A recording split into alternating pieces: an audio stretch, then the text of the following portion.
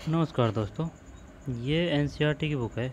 N C E R T की और कक्षा 7 की है, हिस्ट्री की। हमारे अतीतन सेकंड भाग है।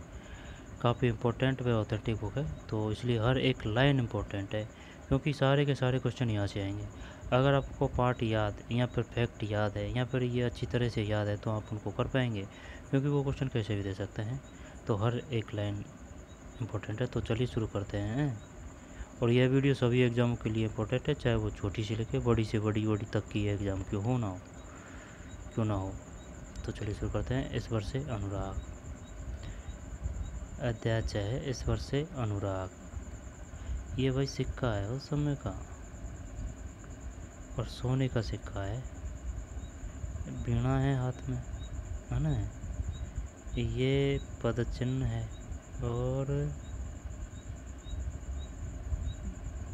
इसके ये क्या है पता नहीं, है ना। ये शायद वो झाड़ा नहीं देते हैं कि झाड़ा, वो है शायद। ये मॉल भी है शायद। ये हाँ, ये मॉल भी है।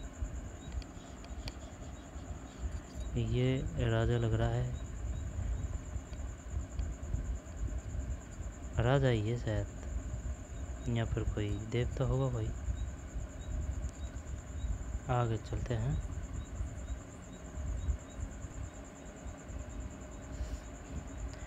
आपने लोगों को पूजा पाठ करते अथवा भजन कीर्तन या कव्वाली गाते या चुपचाप ईश्वर का नाम जाप करते देखा होगा। आपने यह भी गौर किया होगा कि उनमें से कुछ तो इतने भाव विभोर हो जाते हैं कि उनकी आंखों से आंसू भर आते हैं। ईश्वर के प्रति ऐसा प्रेम भाव या गहरी भक्ति उन विभिन्न प्रकार की भक्ति तथा सूफी आंदोलनों की देन है, जिनका 8वीं शताब्दी से उद्भव होने लगा। कब से? 8वीं शताब्दी से। परमेश्वर का विचार। बड़े बड़े राज्यों के उदय होने से। पाठ का नाम क्या है? पाठ का नाम है इस वर्ष से अनुराग।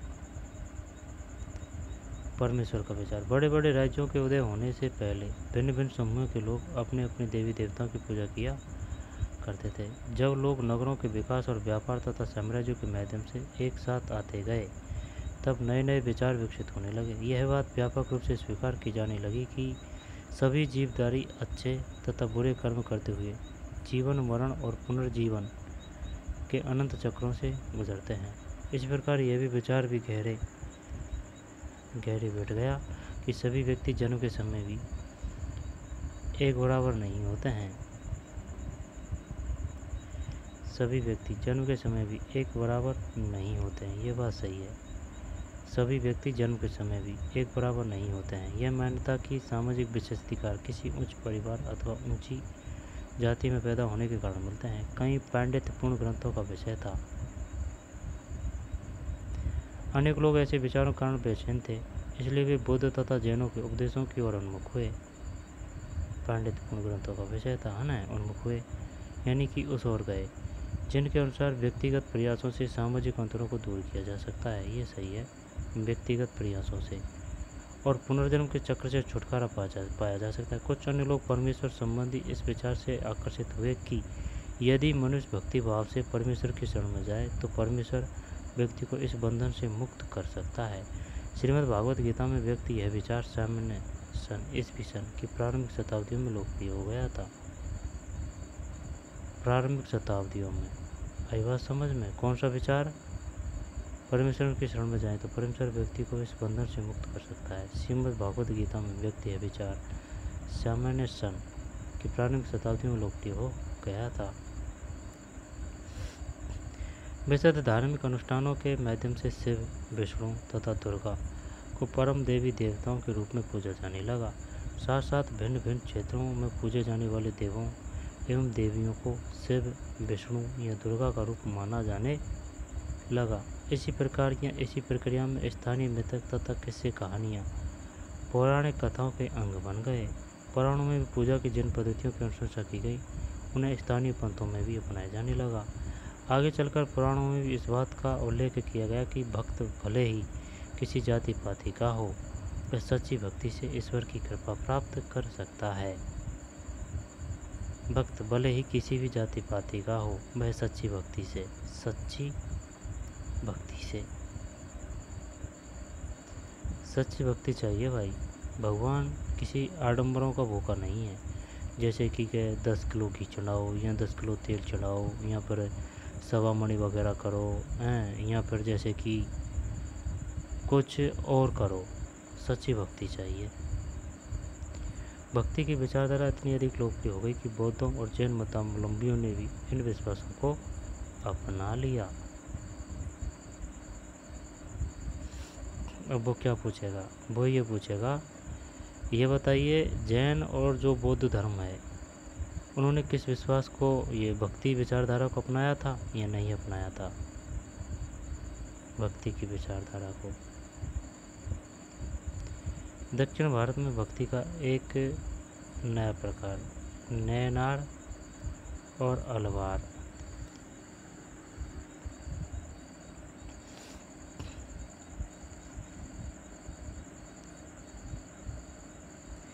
सातवीं से नौवीं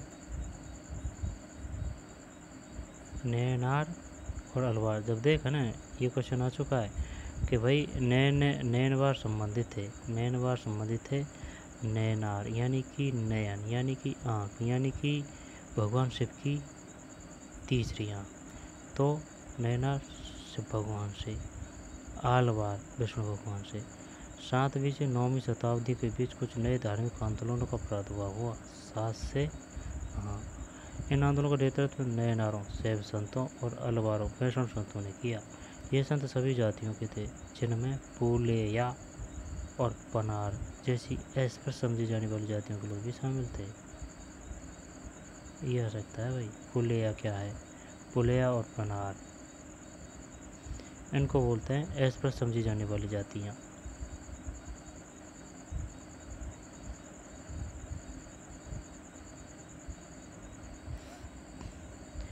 पुलेया और पनार जैसी अस्पष्ट समझी जाने वाली जातियों के लोग भी शामिल थे।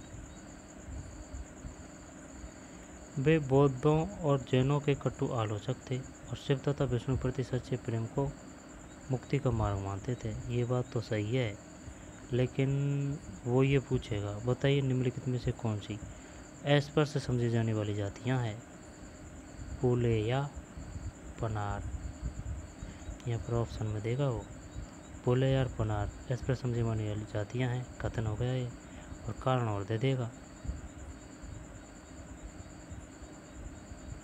वे बौद्धों और जैनों के कटु आलोचक थे और शिव तथा विष्णु के प्रति सच्चे प्रेम को मुक्ति का मार्ग बताते थे। मुक्ति का मार्ग बताते थे। इस पर समझी जाने वाली जातियों के लोग भी शामिल थे। ठीक है। उन्होंने संगम साहित्य, तमिल साहित्य का प्राचीनतम उदाहरण और सामान्य सन यानी ईस्वी सन की प्रारंभिक शताब्दियों में रचित में समाहित प्यार और शूरवीरता के आदर्शों को अपनाकर भक्ति के मूल्यों में उनका समावेश किया था। नैनार और अलवार घुमक्कड़ साधु संत थे। वे जिस किसी स्थान या गांव में जाते थे, वहां के स्थानीय देवी देवताओं की प्रशंसा में सुंदर कविताएं रचकर उन्हें संगीतबद्ध कर दिया करते थे। भगवद गीता की किसी दक्षिण भारतीय पांडुलिपि से लिया गया एक पृष्ठ। दक्षिण भारतीय पांडुलिपि से।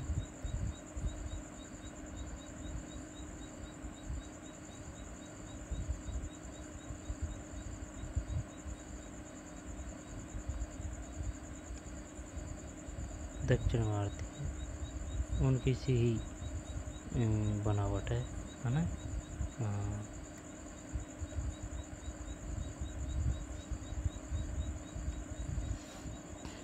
आज आप स्थानीय मिथक तथा किस्से कहानियों की इस प्रक्रिया को व्यापक स्वीकृत पाते हुए देख सकते हैं कि आप अपने आसपास कुछ ऐसे उदाहरण ढूंढ सकते हैं।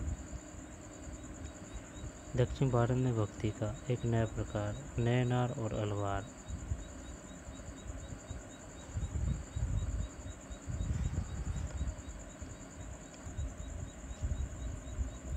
व्यापक स्वीकृत पाते हुए देख सकते हैं। क्या आप अपने आसपास कुछ ऐसे उदाहरण ढूंढ सकते हैं? कहानियों की इस प्रक्रिया को व्यापक स्वीकृति पाते हुए देख सकते हैं। क्या आप अपने आसपास कुछ ऐसे उदाहरण ढूंढ सकते हैं? है ना भाई? आगे चलते हैं। नैनार और अलवार, कुल मिलाकर 63 नैनार ऐसे थे जो कुम्हार, एस्पर्स, कामगार, किसान, शिकारी, सैनिक, ब्राह्मण, मुखिया जैसी अनेक जातियों में पैदा हुए थे। उनमें सर्वाधिक प्रसिद्ध थे अपार, सबंदर, सुंदरार, मणिक्य सागर। उनके गीतों के 2 संकलन हैं, तेवरम और तिरुवाचकम। अलवार संत संख्या में 12 थे। वे भी भिन्न भिन्न प्रकार की पृष्ठभूमि से आए थे। उनमें सर्वाधिक प्रसिद्ध थे पेरिये अलवार, उनकी पुत्री अंडाल, तोडरडिप्पोडी अलवार, नम्मा अलवार। उनके गीत दिव्य प्रबंधन में संकलित हैं। यहाँ से आएगा भाई क्वेश्चन, पक्का आएगा। नैनार कितने थे? 63। जब कुमार, एस्पर्स, कामगार, किसान, शिकारी, सैनिक, ब्राह्मण और मुखिया जैसे अनेक जातियों में पैदा हुए थे। उनमें सर्वाधिक प्रसिद्ध थे अपार, सबंदर, सुंदरार और मणिक्य सागर। अब वो क्या पूछेगा? वो ये पूछेगा सबंदर और सुंदरार किससे संबंधित है, नैनार या अलवार से? नैनार। अपार, सबंदर, सुंदरार, मणिक्य सागर। गीतों के 2 संकलन है, एक तो तेवरम है और एक तिरुवाचकम है ना भाई। फिर अलवार संत है 12। पेरिये अलवार, उनकी पुत्री अंडाल, फिर तोडरडिप्पोडी अलवार, नम्मालवार। जब अगर वो ऑप्शन में देगा ना तो ये नहीं देगा नम्मालवार, क्योंकि इससे पता चल रहा है बार आ रहा है यानी कि अलवार, ये नहीं देगा। वो यही देगा, या तो पेरिये अलवार देगा या पुत्री डाल दे। पूछेगा बताइए किससे संबंधित थे। अलवार संतों की संख्या थी 12 और गीतों का जो संकलन था नैनारों का वो था एक तो तेवरम और एक तिरुवाचकम। और नैनारों का था दिव्य प्रबंधम,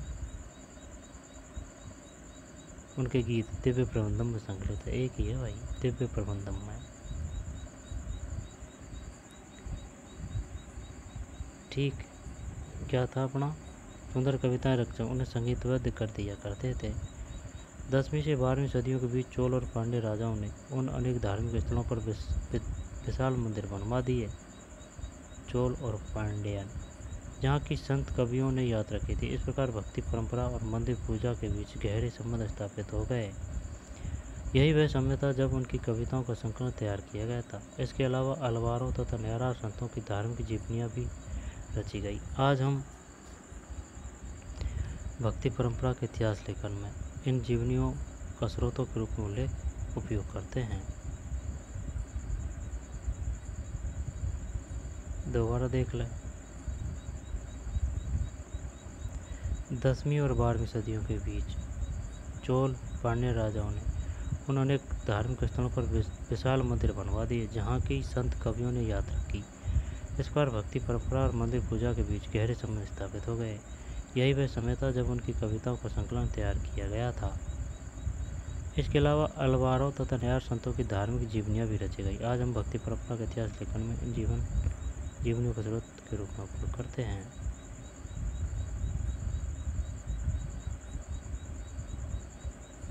अपार, सबंदर, सुंदरार और मणिक्य सागर 63। 12 पेरिये अलवार और उनकी पुत्री अंडाल, पेरिये अलवार।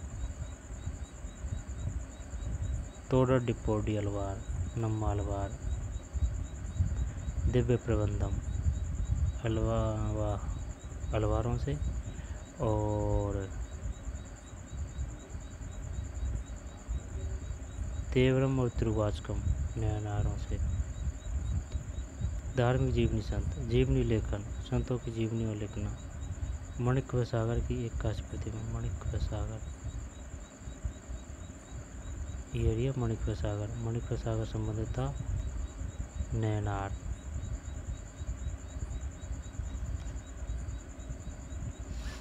दक्षिण में शैव ज़्यादा थे भाई, शैव को भगवान शिव को मानने वाले नैनार। मणिक्य सागर की एक कांस्य प्रतिमा,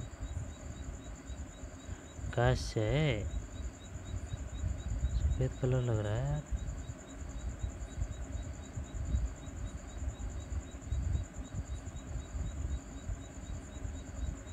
कैश्य प्रतिमा। भक्त और भगवान। मणिक सागर की एक रचना।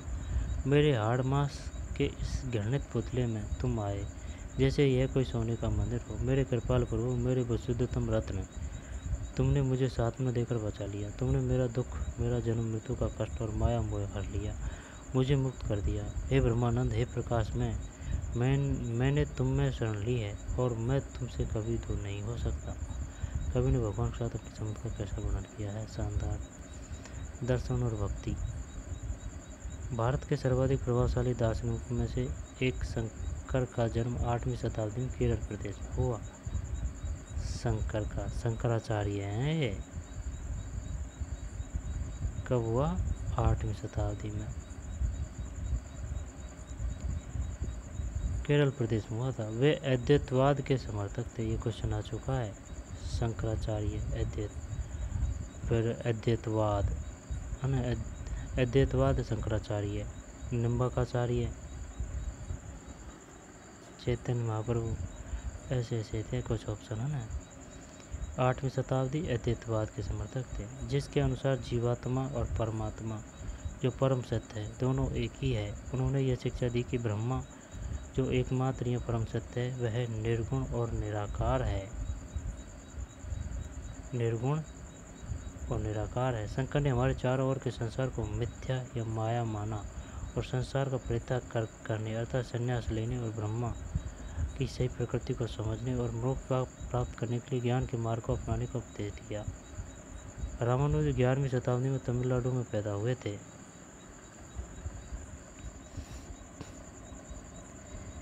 रामानुज 11वीं शताब्दी में तमिलनाडु में पैदा हुए थे।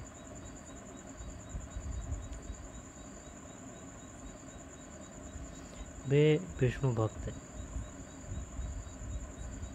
ये तो बात है रामानुज की, है ना, और ये है शंकराचार्य की। 8वीं शताब्दी केरल में जीवात्मा और परमात्मा दोनों एक ही है। शिक्षा दी कि ब्रह्मा जो एकमात्र परम सत्य है वह निर्गुण और निराकार है। अब वो पूछेगा, बताइए शंकराचार्य के अनुसार निम्न में कौन सी कथन सही है? ब्रह्मा वह निर्गुण और निराकार है, या वह सगुण और निराकार है? ऐसे देगा ऑप्शन। वह निर्गुण और निराकार है।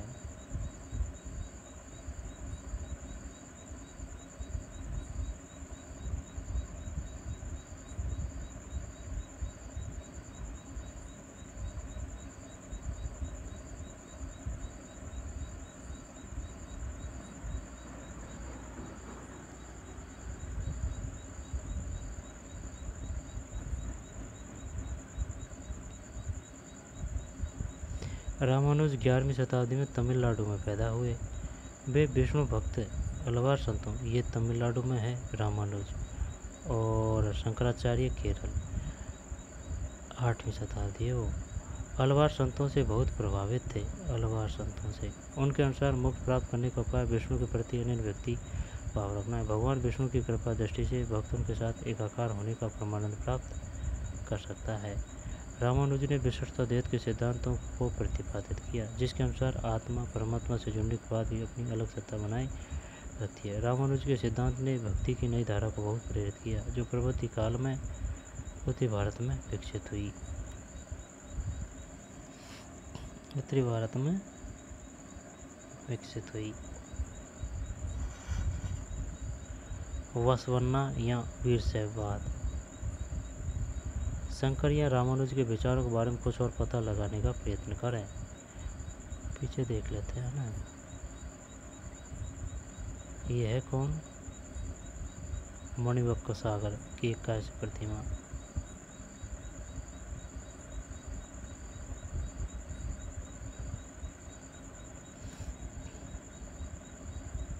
दक्षिण भारत में भक्ति का एक नया प्रकार, नैनार और अलवार।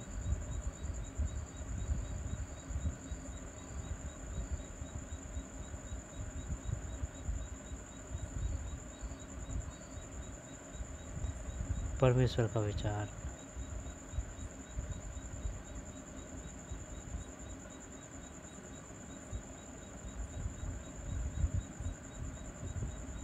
भक्त और भगवान।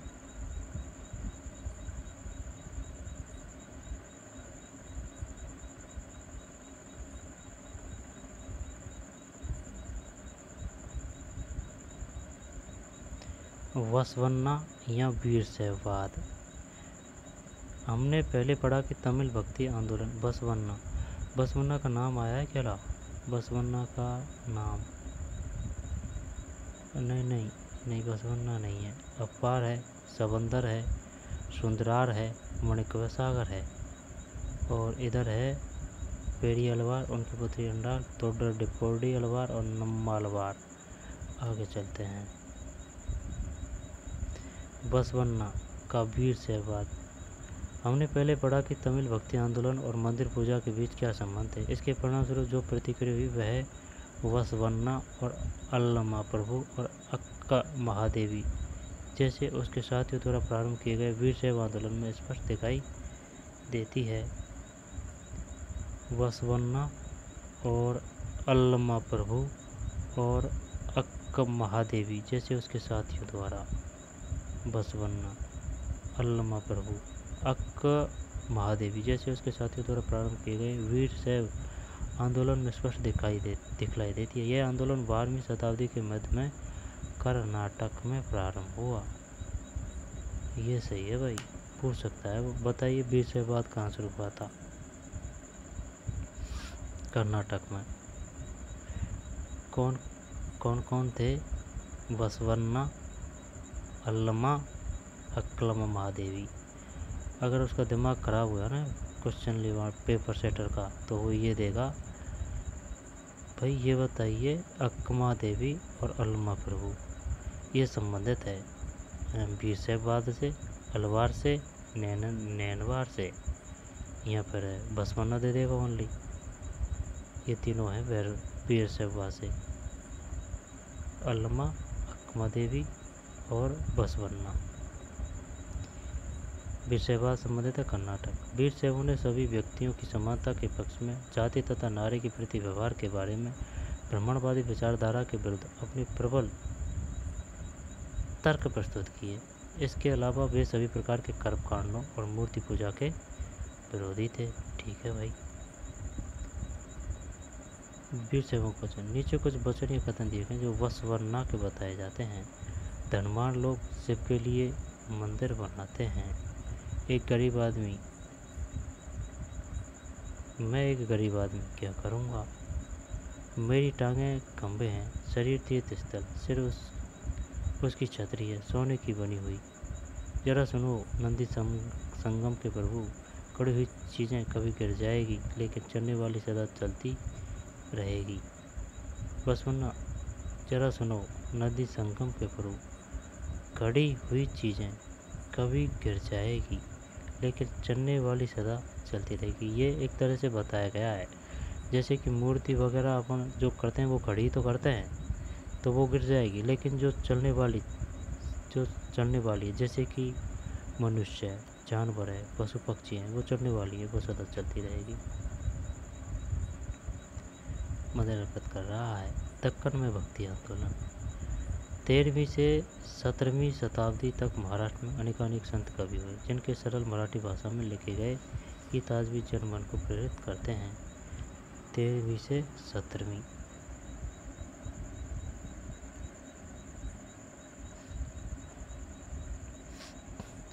उन संतों में सबसे महत्वपूर्ण थे ज्ञानेश्वर, नामदेव, एकनाथ और तुकाराम तथा सखुबाई जैसी स्त्रियां।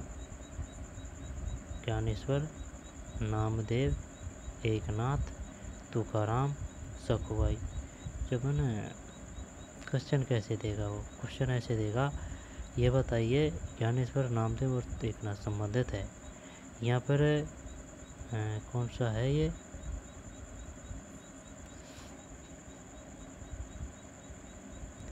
दक्कन से संबंधित है। ज्ञानेश्वर, नामदेव, एकनाथ और तुकाराम तथा सखुबाई जैसी स्त्रियां तथा चोखा मेला का परिवार जो ऐस पर समझी जाने वाली महार जाति का था। ये क्वेश्चन आ चुका है। चोखा मेला संबंधित है ना? दोबारा देख लें।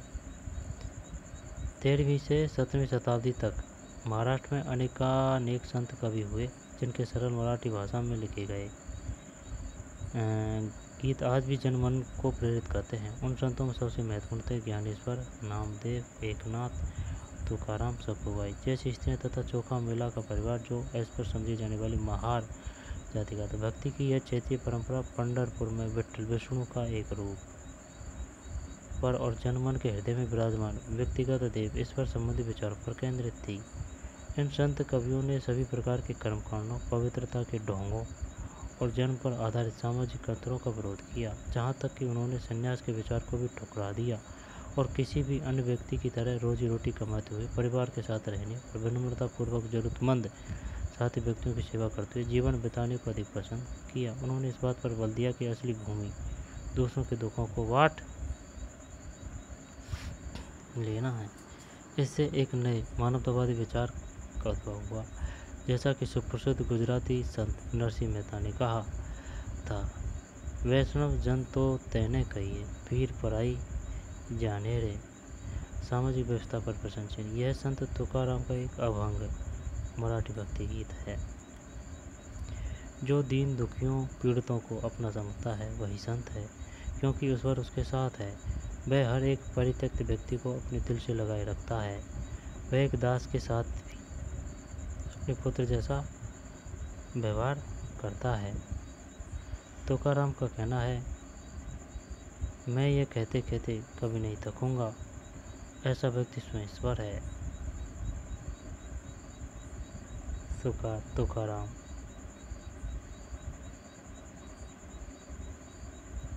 यहाँ चोखा मोला के पुत्र द्वारा रचित एक अभंग दिया गया है।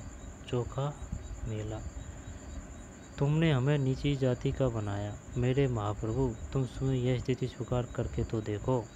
हमें जीवन भर जूठन खानी पड़ती है, इसके लिए मेरे प्रभु तुम में शर्म आनी चाहिए।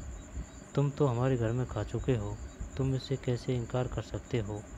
चोखा का बेटा कर्मा मेला पूछता है, तुमने मुझे जिंदगी क्यों दी। इन रचनाओं में अभिव्यक्त सामाजिक व्यवस्था के विचारों के बारे में चर्चा करें।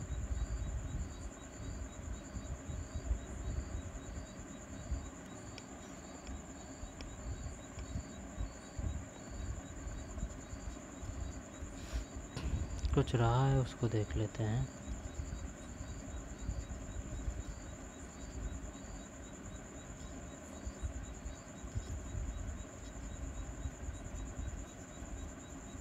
महाराष्ट्र के ज्ञानेश्वर, नामदेव, एकनाथ और तुकाराम जैसे बेस्ट इसमें है ना। इसमें ये थोड़ा एक कलर फेड का सही नहीं है, क्योंकि ये लाल को देखने में समस्या आती है। ये बैकग्राउंड कलर थोड़ा बहुत बढ़िया होता, यानी कि ये मिसमैच है। ये थोड़ा बहुत अलग होता, जिससे कि ये अच्छी तरह या फिर और अच्छे आकर्षक रूप से दिखते। ठीक। महाराष्ट्र के ज्ञानेश्वर जोर देना पड़ता है इसमें, बस यही है, यही बड़ा। और तो सब एकदम शानदार किताब है, या फिर इसमें अलग कलर का प्रयोग कर देता। महाराष्ट्र के ज्ञानेश्वर, नामदेव, एकनाथ और तुकाराम जैसे वैष्णव संत कवि भगवान विठ्ठल के उपासक थे। भगवान विठ्ठल की आराधना ने वारकरी संप्रदाय को जन्म दिया, जो पंढरपुर की वार्षिक तीर्थयात्रा पर जोर देता है। विठ्ठल संप्रदाय का भक्ति के शक्तिशाली उपादान के रूप में उदय हुआ तथा लोगों में काफ़ी लोकप्रिय हुआ। दोबारा से देखते हैं। महाराष्ट्र के ज्ञानेश्वर, नामदेव, एकनाथ और तुकाराम जैसे वैष्णव संत कवि भगवान विठ्ठल के उपासक थे। भगवान विठ्ठल की आराधना ने वारकरी संप्रदाय को जन्म दिया और पंढरपुर की वार्षिक तीर्थयात्रा पर जोर देता है। विठ्ठल संप्रदाय का भक्ति के शक्तिशाली उपादान के रूप में उदय हुआ तथा लोगों में काफ़ी लोकप्रिय हुआ।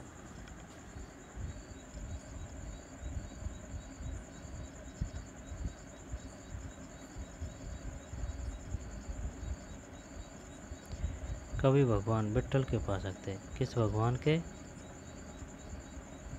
विठ्ठल के। भगवान विठ्ठल की आराधना ने वारकरी संप्रदाय को जन्म दिया। वारकरी संप्रदाय को जन्म दिया, जो पंढरपुर की वार्षिक तीर्थयात्रा पर जोर देता है। ज्ञानेश्वर, नामदेव और एकनाथ महाराष्ट्र से है। किस भगवान को पूजते हैं? विठ्ठल के उपासक थे। वैष्णव संत। भगवान विट्ठल की आराधना ने वारकरी संप्रदाय को जन्म दिया। वारकरी संप्रदाय जो पंढरपुर की वार्षिक तीर्थयात्रा पर जोर देता है। विट्ठल संप्रदाय का भक्ति के शक्तिशाली उपादान के रूप में हुआ तथा लोगों में काफ़ी लोकप्रिय हुआ।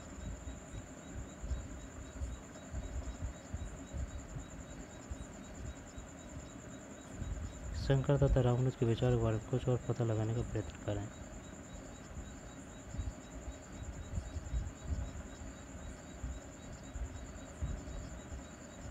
आज भी यहाँ पर स्थानीय मित्र तथा किस्से कहानियों की इस प्रक्रिया को व्यापक स्वीकृति पाते हुए देख सकते हैं कि यहाँ पर अपने आसपास कुछ ऐसे उदाहरण ढूंढ सकते हैं।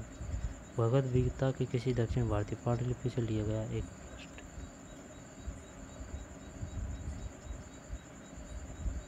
भक्ति की शुरुआत इन दिनों देवी देवताओं की पूजा का चलन भी शुरू हुआ।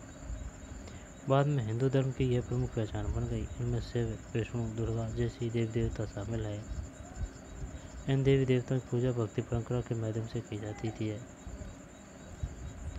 भक्ति उस समय काफ़ी लोकप्रिय परंपरा बन गई। किसी देवी या देवी या देवता के प्रति श्रद्धा को ही भक्ति कहा जाता है। भक्ति का पथ सबके लिए खुला था, चाहे वह धनी हो या गरीब, ऊंची जाति का हो या नीची जाति का, स्त्री हो या पुरुष।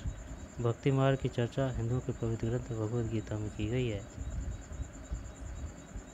हिंदू पवित्र भगवद गीता में की गई है।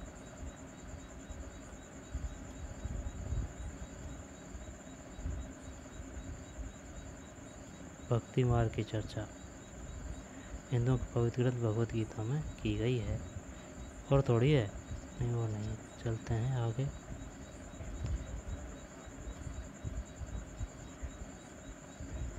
सामाजिक व्यवस्था पर प्रश्न चिन्ह। अब नाथपंथी, सिद्ध और योगी।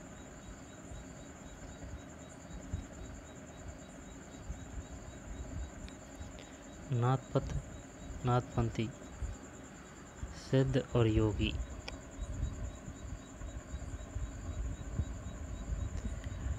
इस काल में अनेक ऐसे धार्मिक समूह उभरे जिन्होंने साधारण तर्क वितर्क का सहारा लेकर रूढ़िवादी धर्म के कर्मकांडों और अन्य बनावटी पहलुओं तथा समाज व्यवस्था की आलोचना की। इसमें नाथपंथी, सिद्धाचार और योगी जन उल्लेखनीय। उन्होंने संसार का परित्याग करने का समर्थन किया।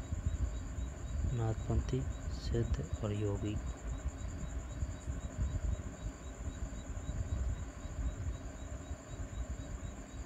इस काल में अनेक ऐसे धार्मिक समूह उभरे जिन्होंने साधारणतः तर्क और वितर्क का सहारा लेकर, ये तर्क वितर्क बहुत बड़ी चीज़ होती है भाई, सहारा लेकर रूढ़िवादी धर्म के कर्मकांडों और अन्य बनावटी पहलुओं तथा समाज व्यवस्था की आलोचना की। अब ये जैसे कि ऐसे है कि भाई कोई बोल रहा है कि हे भगवान, मैं 5 किलो घी चढ़ा दूँगा आपके, मेरा पुत्र नौकरी लग जाए। तो अब तर्क कैसे करेगा? तो भाई इसका मतलब तो ये है, जैसे कि कोई गरीब है और उसके पास में घी नहीं है चढ़ाने के लिए, सिर्फ उसके पास में आस्था है, तो भगवान उसकी बात को नहीं सुनेंगे क्या? तो ये होते हैं तर्क वितर्क। कर्मकांड और बनावटी पहलुओं तथा समाज व्यवस्था की आलोचना की। उनमें नाथपंथी, सिद्धाचार, योगी जन उल्लेखनीय। उन्होंने संसार का परित्याग करने का समर्थन किया। उनके विचार से निराकार परम सत्य का चिंतन मनन और उसके साथ एक हो जाने की अनुभूति ही मोक्ष मार्ग है। निराकार या परम सत्य का चिंतन मनन और उसके साथ एक हो जाने की अनुभूति ही मोक्ष मार्ग है। इसके लिए उन्होंने योगासन, प्राणायाम, चिंतन मनन जैसी क्रियाओं के माध्यम से मन एवं शरीर को कठोर प्रशिक्षण देने की आवश्यकता पर बल दिया। यह समय खासतौर पर नीची कही जाने वाली जातियों में बहुत लोकप्रिय। उनके द्वारा की गई रूढ़िवादी धर्म की आलोचना ने भक्ति मार्गी धर्म के लिए आधार तैयार किया, जो आगे चलकर उत्तर भारत में लोकप्रिय शक्ति बना। आग के आसपास तपस्वियों का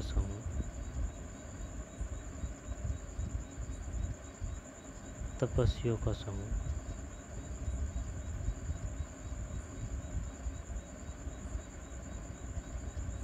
जंगलों में है।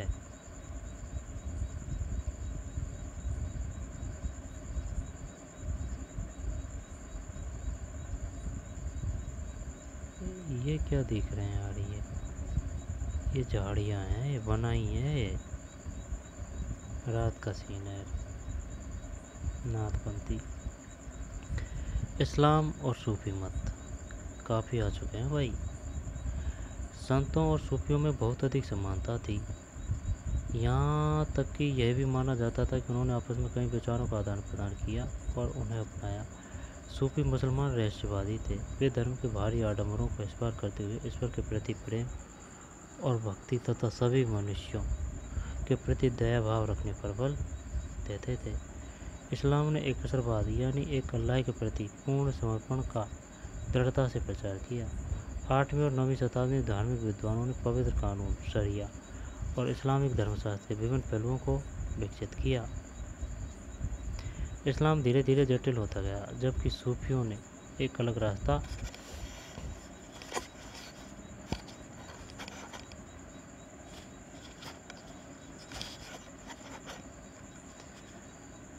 दिखलाया। इस्लाम ने एक असरवादी यानी एक अल्लाह के प्रति पूर्ण समर्पण का दृढ़ता से प्रचार किया। 8वीं और 9वीं शताब्दी में धार्मिक विद्वानों ने पवित्र कानून, शरिया और इस्लामिक धर्मशास्त्र के विभिन्न पहलुओं को विकसित किया। इस्लाम धीरे धीरे और जटिल होता गया, है ना। जबकि सूफियों ने एक अलग रास्ता। एक मिनट भाई, अपन क्या पढ़ रहे हैं? इस्लाम और सूफी मत पढ़ रहे हैं अपन। इस्लाम ने एक असरवाद यानी एक अल्लाह के प्रति पूर्ण समर्पण का दृढ़ता से प्रचार किया। 8वीं और 9वीं शताब्दी में धार्मिक विद्वानों ने पवित्र कानून, शरिया और इस्लामिक धर्मशास्त्र के विभिन्न पहलुओं को विकसित किया। एक अल्लाह के प्रति पूर्ण समर्पण का दृढ़ता से प्रचार किया। एक मिनट। इस्लाम ने एक असरवाद यानी कि अल्लाह के प्रति पूर्ण समर्पण का दृढ़ता से प्रचार किया। 8वीं और 9वीं शताब्दी ने धार्मिक विद्वानों ने पवित्र कानून, शरिया और इस्लामिक धर्मशास्त्र के विभिन्न पहलुओं को विकसित किया। मेन बात है, इस्लाम धीरे धीरे और जटिल होता गया, जबकि सूफियों ने एक अलग रास्ता दिखाया जो ईश्वर के प्रति व्यक्तिगत समर्पण पर बल दिया। सूफी लोगों ने मुस्लिम धार्मिक विद्वानों द्वारा निर्धारित विशुद्ध कर्मकांड और आचार संहिता को बहुत कुछ अस्वीकार कर दिया। उन्होंने सूफी लोगों ने वे ईश्वर के साथ ठीक उसी प्रकार जुड़े रहना चाहते थे जिस प्रकार एक प्रेमी दुनिया की परवाह किए बिना अपनी प्रियतमा के साथ जुड़े रहना चाहते थे। सूफी संत कवियों की तरह सूफी लोग भी अपनी भावनाओं को व्यक्त करने के लिए काव्य रचना किया करते थे। गद्य में एक विस्तृत साहित्य तथा कई किस्से कहानियाँ इन सूफी संतों के इर्द गिर्द विकसित हुई। मध्य एशिया के महान सूफी संतों में गज्जाली, रूमी, सादी के नाम उल्लेखनीय है। मध्य एशिया के महान सूफी संतों में गज्जाली नाम है, गज्जाली, रूमी और सादी। गज्जाली, रूमी और सादी के नाम उल्लेखनीय है। नाथपंथी सिद्धों और योगियों की तरह सूफी भी यही मानते थे। दुनिया के प्रति अलग नज़रिया अपनाने के लिए दिल को सिखाया पढ़ाया जा सकता है। सूफी भी यही मानते थे कि दुनिया के प्रति अलग नज़रिया अपनाने के लिए दिल को सिखाया पढ़ाया जा सकता है। उन्होंने किसी औलिया पीर की देखरेख में जिक्र, नाम का जाप, चिंतन, समा गाना, रक्स, नृत्य, नीति चर्चा, सांस पर नियंत्रण आदि के जरिए प्रशिक्षण की विस्तृत रीतियों का विकास किया। ये आ सकता है भाई। उन्होंने किसी औलिया पीर की देखरेख में जिक्र का मतलब है नाम का जाप, है ना। अपन बोलते हैं ये बोलचाल की भाषा में कि भाई उसने इस बात का जिक्र ही नहीं किया, वो है ये जिक्र। नाम का जाप, चिंतन, समा यानी कि गाना, रक्स यानी कि नृत्य। समा की कोई दिक्कत नहीं है ना, जिक्र की भी कोई बात नहीं है, आ जाएगा। नाम का जाप और गाना, चिंतन। लेकिन रक्स का पता नहीं है भाई, रक्स या नृत्य।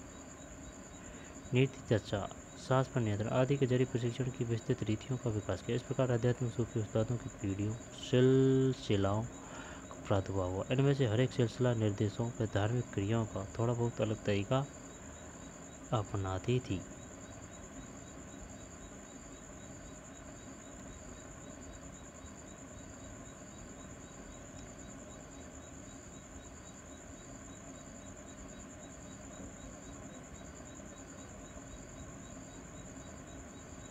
ये चित्र के माध्यम से बताने की कोशिश की गई है और इससे पता भी चलता है कि ये पगड़ी धारण करते थे भाई। अलग अलग है पगड़ी, वैसे राजपूती भी पगड़ी भी है, सभी को दिए थे। विदेशी भी बताए हैं, इसमें 2 है, सभी वर्ग दर्शाए गए हैं इसमें।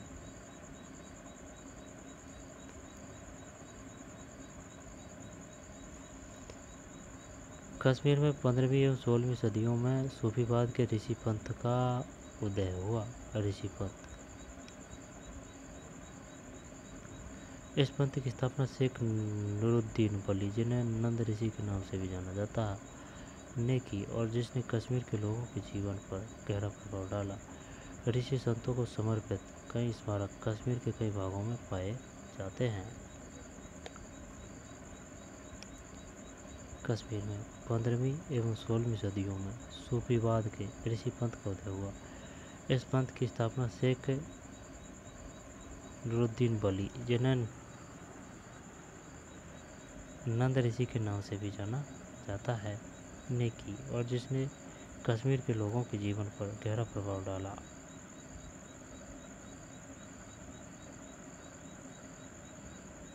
ऋषि पंथ का उदय कहाँ हुआ था? कश्मीर में। कब? 15वीं या 16वीं? 15वीं या 16वीं शताब्दी। शेख नूरुद्दीन वली। सूफीवाद तो है, लेकिन सूफीवाद में है ऋषि पंथ।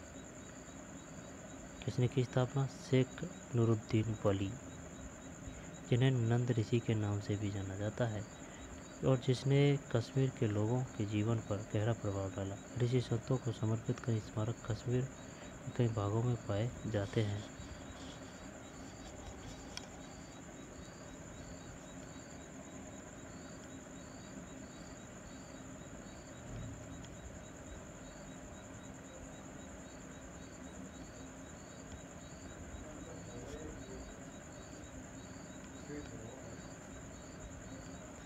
इसके बाद में आग के आसपास है, ये पढ़ लिया अपन ने।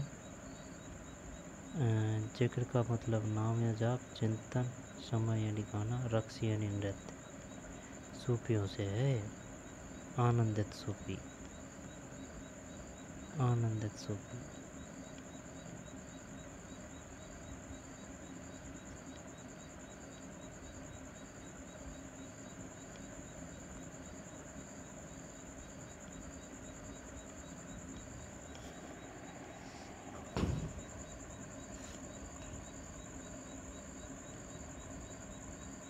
ये बताइए, ऋषि पंथ का उदय किसने किया था कश्मीर में? नंद ऋषि, नंद है भैया ना। कुरान के पांडुलिपि से लिया गया एक पृष्ठ। दक्कन पर्वती 15वीं शताब्दी। सूफी संस्था, जहाँ सूफी संत अक्सर रहते भी हैं, ठीक है ना। कुरान के पांडुलिपि से लिया गया एक पृष्ठ। कुरान के पांडुलिपि से लिया गया एक पृष्ठ। कुरान की पांडुलिपि से, दक्कन पर्वती 15वीं शताब्दी। कुरान की पांडुलिपि से लिया गया एक पृष्ठ है भाई।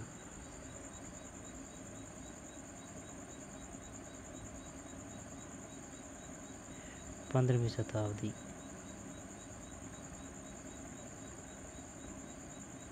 दक्कन पर्वती 15वीं शताब्दी। खानकाह, सूफी संत, जहाँ सूफी संत अक्सर रहते हैं। खानकाह का मतलब क्या है? खानकाह उसे कहते हैं जहाँ सूफी संत, यानी कि एक सूफी संत, जहाँ सूफी संत अक्सर रहते थे, खानकाह है।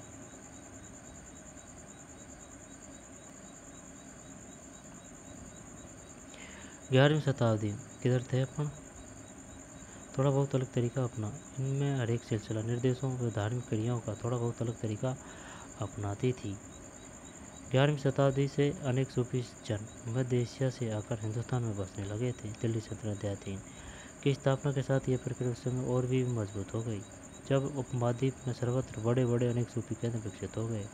चिश्ती सिलसिला इन सभी सिलसिलों में सबसे अधिक प्रभावशाली था। चिश्ती,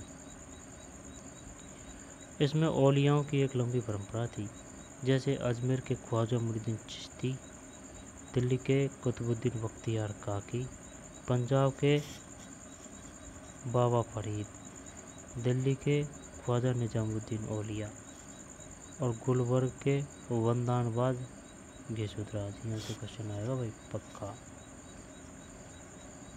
आई बात समझ में? देख, अजमेर में ख्वाजा मुइनुद्दीन चिश्ती कोई दिक्कत नहीं, औलिया थे। और दिल्ली में थे कुतुबुद्दीन बख्तियार काकी, दिल्ली। और पंजाब में थे बाबा फरीद। अगर देखी जाए तो पंजाब पे है बाबा फरीद, पंजाब में बाबा फरीद, दिल्ली में काकी और अजमेर में चिश्ती। ठीक, याद करने का जुगाड़ है। दिल्ली के ख्वाजा निजामुद्दीन औलिया, दिल्ली में तो हो गए, दिल्ली के कुतुबुद्दीन बख्तियार काकी, पंजाब के बाबा फरीद, दिल्ली के ख्वाजा निजामुद्दीन औलिया और गुलबर्ग के वंदानबाज गीसुदराज। पूछेगा क्या वो? ये पूछेगा, ये बताइए दिल्ली में कौन से? नहीं, ऑप्शन 2 नहीं देगा वो। बख्तियार कुतुबुद्दीन बख्तियार काकी थे दिल्ली, या फिर ख्वाजा निजामुद्दीन औलिया दिल्ली के, गुलबर्ग के वंदानबाज गीसुदराज। सूफी संत अपने खानकाहों में विशेष बैठकों का आयोजन करते थे, जहां सभी प्रकार के भक्तन, जिनमें शाही घरानों के लोग तथा अभिजात और आम लोग भी शामिल होते थे, इन खानकाहों में आते थे। वे आध्यात्मिक विषयों पर चर्चा करते थे, अपनी दुनियादारी की समस्याओं से सुलझाने के लिए संतों से आशीर्वाद मांगते थे, अथवा संगीत तथा नृत्य के जलसों में भी शामिल होकर चले जाते थे। अक्सर लोग यह समझते थे कि सूफी औलियों के पास चमत्कारी शक्तियाँ होती थी, जैसे कि साईं बाबा। अब इन्हें अपन क्या मानेंगे? सूफी संत, सही है। अक्सर लोग यह समझते कि सूफी औलियों के पास चमत्कारिक शक्तियाँ होती थी, जिनके पास लोगों की बीमारियों और तकलीफ़ों से छुटकारा मिल सकता है। सूफी संत की दरगाह एक तीर्थ स्थल बन जाता था, जहाँ सभी ईमान धर्म के लोग हजारों की संख्या में इकट्ठे होते थे। सभी पृष्ठभूमियों के भक्त सूफी दरगाह पर जाते हैं।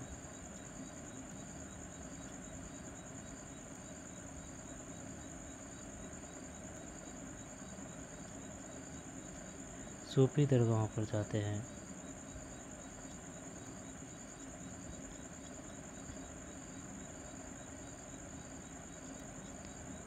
शायद ये हाथ धुला रहे हैं।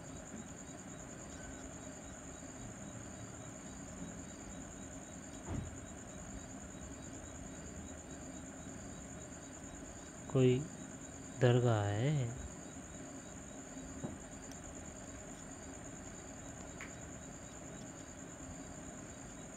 संख्या में इकट्ठे होते थे।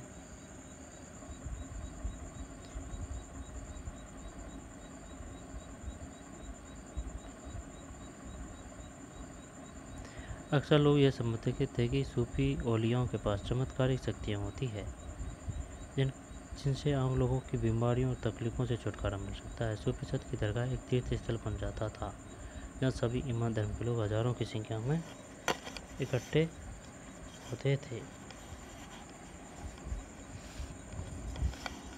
ठीक,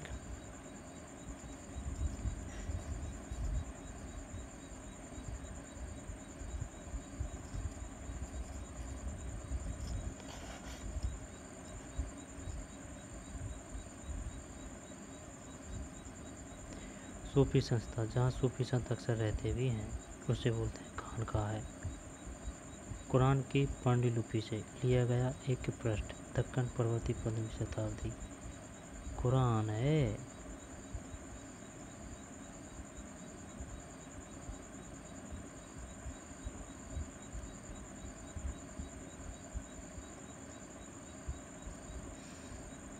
फिर है मालिक प्रभु खोज। जलालुद्दीन रूमी 13वीं सदी का महान सूफी शायर था। वह ईरान का रहने वाला था। उसने फारसी में काव्य रचना की। उसकी कृति का एक उदाहरण है। कौन की बात है ये? जलालुद्दीन रूमी 13वीं सदी। जलालुद्दीन रूमी महान सूफी शायर था। वह ईरान का रहने वाला था और उसने फारसी में काव्य रचना की। उसकी कृति का एक उदाहरण है। वह ईसाइयों की सूली पर नहीं था। मैं हिंदू मंदिरों में गया। वह ईसाइयों की सूली पर नहीं था। मैं हिंदू मंदिरों में गया, वहाँ भी उसका कोई नामो निशान नहीं था। न तो वह ऊंचाइयों में मिला, न ही खाइयों में। मैं मक्का के काबा भी गया, वह वहाँ नहीं था। मैंने उसके बारे में दार्शनिक एविसेना से पूछा। वह एविसेना के पहुँच से परे था। मैंने अपने दिल में झाँका, यही उसकी जगह थी। वहीं मैंने उसे पाया, वह और कहीं नहीं था। जमालुद्दीन रूमी 13वीं सदी का महान सूफी शायर। वह ईरान का रहने वाला और उसके फारसी काव्य की रचना की। उसकी कृति का एक उदाहरण प्रस्तुत है। वह ईसाइयों की सूली पर नहीं था। मैं हिंदू मंदिरों में गया, वहाँ भी उसका कोई नामो निशान नहीं था। न तो वह ऊंचाइयों में मिला, न ही खाइयों में। न मक्का के काबा में गया, वह वहाँ नहीं था। मैंने उसके बारे में दार्शनिक एविसेना से पूछा। वह एविसेना की पहुँच से परे था। मैंने अपने दिल में झाँका, यही उसकी जगह थी। वही मैंने उसे, वह और कहीं नहीं था। एविसेना, मालिक प्रभु की खोज। और वो आता भी था, मुझको क्या ढूंढे बंदे, मैं तो तेरे पास में। ना गिरजाघर, ना मंदिर, ना मस्जिद में, मैं तो तेरे पास में। जैसे है उत्तर भारत में धार्मिक बदलाव।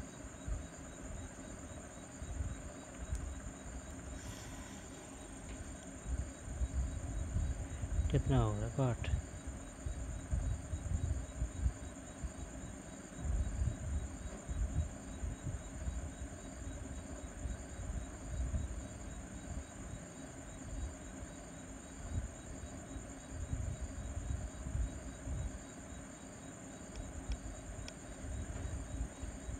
ठीक,